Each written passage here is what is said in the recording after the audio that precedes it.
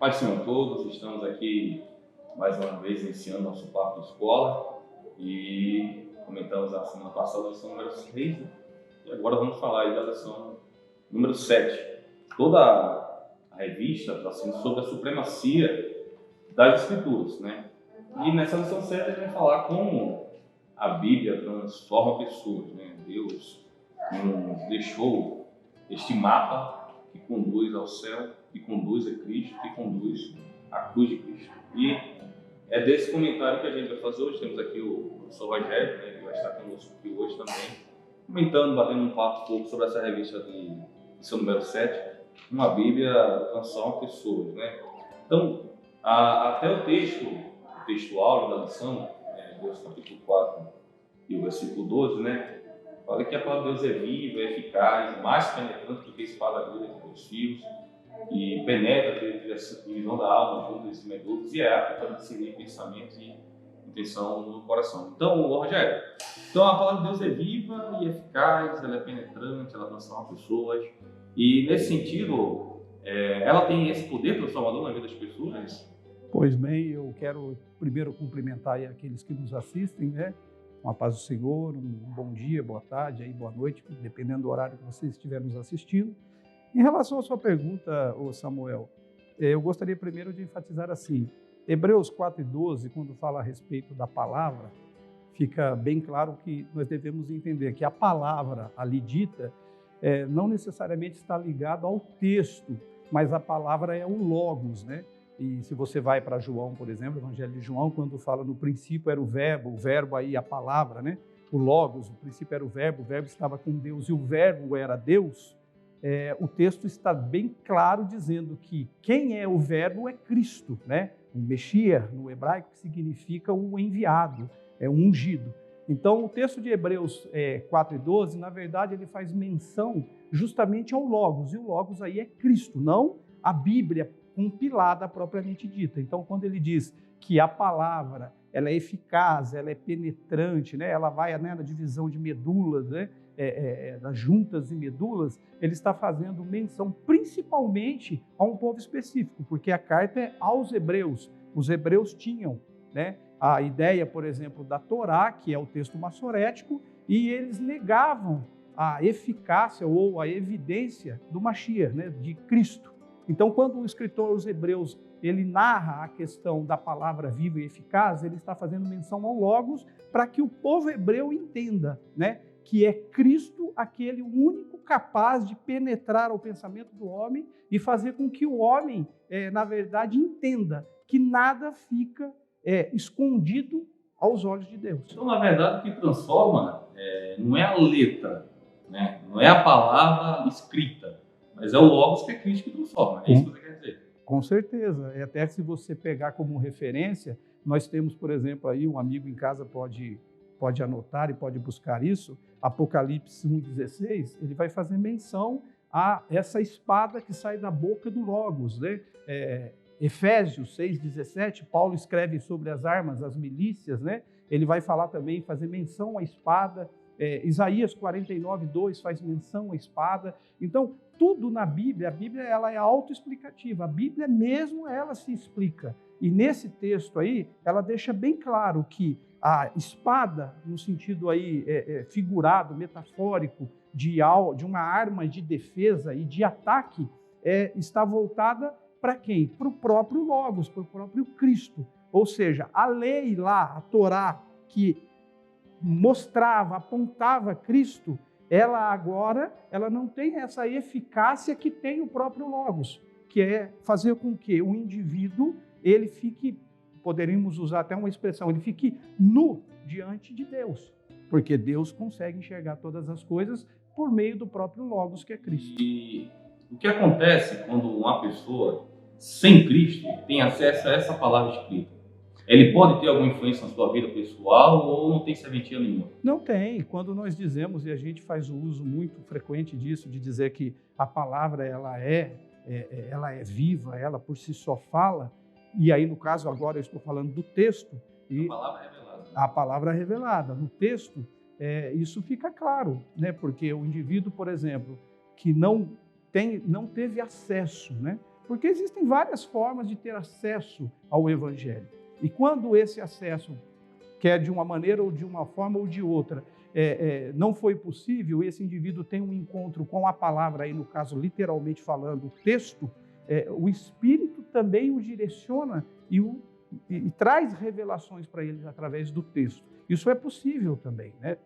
Porque, na verdade, nós temos que entender isso. A nossa função como cristão hoje é pregar arrependimento, né? Hoje existe, às vezes, aí uma vertente um pouco equivocada, onde as pessoas pegam e elas começam a trabalhar o Evangelho de uma maneira diferenciada, sendo que o Evangelho proposto pelas Escrituras é leve as boas novas e pregue arrependimento, né? Agora, a palavra, como texto, né, literalmente falando, ela também tem essa ação, onde ela vai, o indivíduo lê, é apresentada a palavra e passa ali diante dos olhos dele um filme da sua própria vida e, como o texto mesmo diz, né, a palavra tem essa condição, ela vai lá e ela vai esclarecer, ela traz luz àquilo que está errado, né? E faz com que o indivíduo passe pelo processo que nós já estudamos lá atrás a respeito do novo nascimento, né? Isso é algo também que vem do alto, vem de Deus, mas tudo fornecido pela ação da palavra. E essa importância da revelação de Deus nas suas escrituras, né, se revela no povo de Israel por negligenciar, né, que Deus determinou e escreveu para que eles andassem, né? E por várias vezes foram penalizados, né? Cativeiro e etc. e tal. Então, essa palavra que já foi escrita aí há mais de 3.000 anos, né? Nos seus textos, e ela é viva, né? Então, no sentido da revelação de Cristo através das Escrituras. Então, ela é viva, ela é eficaz, então ela tem sua atualidade nos dias de hoje também, não só para o povo de Israel, 2.000, 3.000 anos. Sim, até porque assim, quando nós estudamos os textos, nós vamos concluir. A Bíblia ela foi escrita há mais de 1.600 anos por 40 escritores diferentes, em épocas diferentes, em contextos diferentes. Aí você pergunta, mas qual a relevância disso? Fica muito difícil, eu diria quase impossível, alguém com tanta diversidade de escritores e de contextos trazer o mesmo assunto, né, onde a ação é a mesma. E aí você vai concordar que isso só é possível através da ação do Espírito. Em relação ao povo de Israel, especificamente falando, cabe aqui até uma colocação interessante. Deus, ele trabalha com o povo através do quê? De relacionamentos. Eu gosto muito de uma expressão em hebraico, a palavra deserto em hebraico é midbar.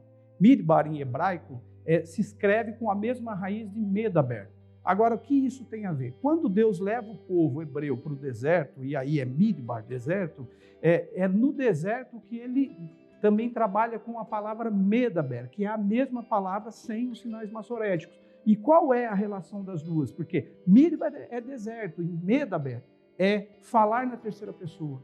Isso significa que Deus, quando leva alguém para o deserto, e ele leva o povo de Israel especificamente ao deserto, porque é no deserto que o povo de Israel não consegue ouvir mais nada, e ele passa a ouvir somente a Deus. Então, assim, a ideia de deserto e Medaber é relacionamento, onde Deus se relaciona com o homem. E a relação do deserto é justamente promover onde você não tem mais o que fazer, você não tem para onde correr, você não tem mais a quem recorrer. Deus se apresenta e se relaciona com o homem. Então, a intenção de Deus com a humanidade é criar o quê? Um relacionamento. E isso evolui desde a época do Antigo Testamento, agora para o Novo Testamento. Através de quem? Através de Cristo.